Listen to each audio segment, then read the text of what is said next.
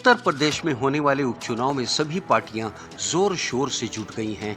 वहीं अखिलेश यादव इस उपचुनाव में लोकसभा वाला फार्मूला अपनाकर बसपा और भाजपा को चित करने की पूरी रणनीति बना चुके हैं। ये रणनीति कितनी कामयाब होगी ये तो आने वाले समय में ही पता चलेगा। फिलहाल अखिलेश के इस दांव को चाणक्य नीति से जोड़कर देखा जा रहा है। तो चलिए आपको विस्तार से बताते हैं। उत्तर प्रदेश विधानसभा की 9 सीटों पर होने वाले उपचुनाव की राजनीतिक बिसात बिछ चुकी है। सपा और बसपा सभी 9 सीटों पर चुनावी मैदान में उतरी है, तो बीजेपी 8 सीट पर खुद चुनाव लड़ रही है और 1 सीट पर उसकी सहयोगी आरएलडी किस्मत आजमा रही है। सपा ने उपचुनाव में कांग्रेस के लिए 2 सीटें खैर और गाजियाबाद दे रखी है। कांग्रेस राजी नहीं हुई तो अखिलेश यादव ने उन सीटों पर भी अपना कैंडिडेट उतार दिया है, जिसके जरिए नया सियासी एक्सपेरिमेंट किया गया है। गाजियाबाद और अलीगढ़ की खैर विधानसभा सीट पर बीजेपी का एक छत्र राज कायम है। बीजेपी की दोनों सीटों पर सियासी पकड़ को देखते हुए कांग्रेस ने उपचुनाव लड़ने से अपने कदम पीछे खींच लिए थे। इसके बाद सपा प्रमुख अखिलेश यादव ने गुरुवार शाम को दोनों ही सीटों पर उम्मीदवार के नाम का ऐलान किया है, जिसमें खैर सीट पर चारू कैन और गाजियाबाद सीट पर सिंहराज जाटव को टिकट दिया गया। वहीं इस सवाल पर अखिलेश यादव का क्या जवाब है, सुनिए। देखिए, आप बेहतर समझते होंगे, समाजवादी और कांग्रेस की जो रणनीति है उसी से पस्त हो गए।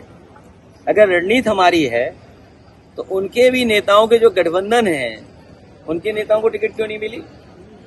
कौन कौन मनाने गया, कौन कौन उन्हें स्वार्थ और लालच दे रहा है? समाजवादी पार्टी और कांग्रेस, हम विपक्ष में हैं, हम किसी को लाभ नहीं दे सकते, हम अपनी बात कर सकते हैं, लड़ सकते हैं। ये हमारी स्ट्रेटेजी का हिस्सा है कि हमारे रणनीति है कि हम लोग मिल करके इस तरह लड़ रहे हैं, न केवल अभी लड़ रहे हैं, इंडिया गठबंधन मजबूत करेंगे और 27 में भी इनको हराने का काम करेंगे। इलेक्शन में स्वरूप क्या रहेगा? अखिलेश यादव ने फैजाबाद वाले सियासी प्रयोग को दोहराते हुए गाजियाबाद विधानसभा की सदर सीट पर सिंहराज जाटव को टिकट दिया है, जो दलित समुदाय से आते हैं। बीजेपी ने ब्राह्मण काट के चलते संजीव शर्मा को उतारा है, तो बसपा ने वैश्य समुदाय से आने वाले परमानंद गर्ग पर दांव लगाया है। ऐसे में सपा ने जनरल सीट पर दलित प्रत्याशी उतारकर एक तीर से कई निशाने साधे हैं। सपा अपनी इस रणनीति के जरिए यादव और मुस्लिम के साथ दलित वोटों को भी साधने की कोशिश कर रही है। इसके अलावा उन्होंने जिस तरह से जाटव प्रत्याशी दिया है उसका सीधा संकेत मायावती के कोर वोट बैंक में सेंधमारी का है। गाजियाबाद सीट पर दलित वोटर बड़ी संख्या में है, जिसे अगर सिंहराज जाटव के जरिए अपने साथ जोड़ने में कामयाब रहते हैं तो बीजेपी और बसपा दोनों का खेल बिगड़ सकता है। जाहिर है उत्तर प्रदेश की 9 सीटों पर उपचुनाव के नतीजे ही तय करेंगे कि यूपी का अगला बॉस कौन होगा। वहीं इस परिणाम के बाद आने वाले 2027 के आम विधानसभा चुनाव की भी तस्वीर साफ हो जाएगी कि कुर्सी पर कौन बैठेगा। Bureau report, the leader Hindi.